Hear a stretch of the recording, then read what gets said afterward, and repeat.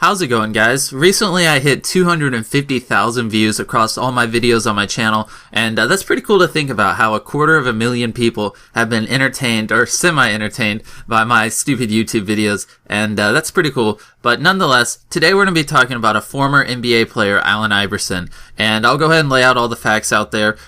He was recently seen begging for money outside of a mall, and he's actually $1 million in debt right now, which is kind of crazy to think about once I give you the rest of the statistics. And so he is in debt by almost $1 million and is currently begging outside of a mall for chump change when during his NBA career, he earned over $155 million just from NBA alone, the salary. And then on top of that, he got another $50 million from his endorsements and things like that, sponsorships. So over his career, he earned $200 million, yet he is currently $800,000 in debt and was seen begging for change outside of a mall in Chicago, I believe. And I'll link the article in the description. I've been reading it. I'm just kind of interested in it because, every once in a while you hear about a guy who had multi-million dollars, just tons of money, and then he ends up bankrupt and his life is just a mess. And I hate to beat him while he's down, but it's just, I don't know. It's hard to believe how you can just blow through $200 million and now be in debt, begging for money. And when at one point you had so much money, but anyways, I'll put the article, like I said, in the description so you know I'm not making up a bunch of BS, and it's actually kind of interesting to read. Now, you might be wondering, where did all that money go? Where did $200 million go? And from all the articles I read, because I read a couple just because I found this kind of interesting, it looked like it went to 4 different things. They all seemed to meet up at the same 4 spots. His wife divorced him and took a lot of his money, and he also had to pay a ton of money for child support. The number I believe I read was like $200,000 a month or something like that. It's probably not true, but that's what one of the articles said, but I really doubt that's true. And then he had really expensive cars, is what all the articles kept saying. And he had multiple houses, one of which was a really expensive mansion. And then the other thing that they said he spent all his money on was jewelry.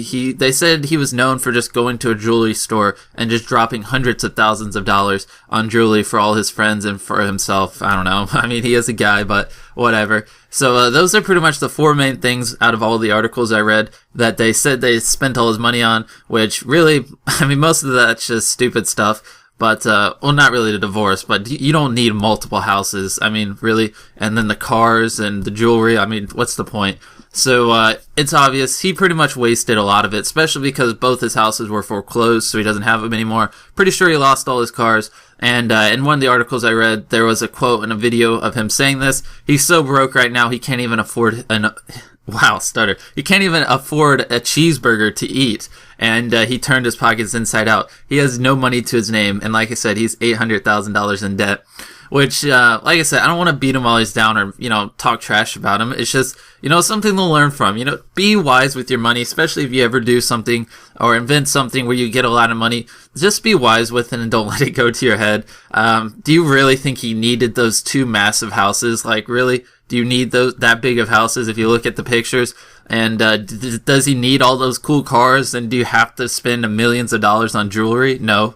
So he did waste it. And I thought it's just kind of cool to think about. If any of you guys watching this ever do get loads of money, you invent something or do something really cool, just don't let it go to your head. Be careful about it. And I know it sounds like common sense, but apparently it isn't. And that's pretty much that. I don't really know why I decided to make this video. I just found that article really interesting. I've been reading about it for like the past hour and a half. So yeah, that's pretty much that. You can let me know what you think down below, and have a nice day.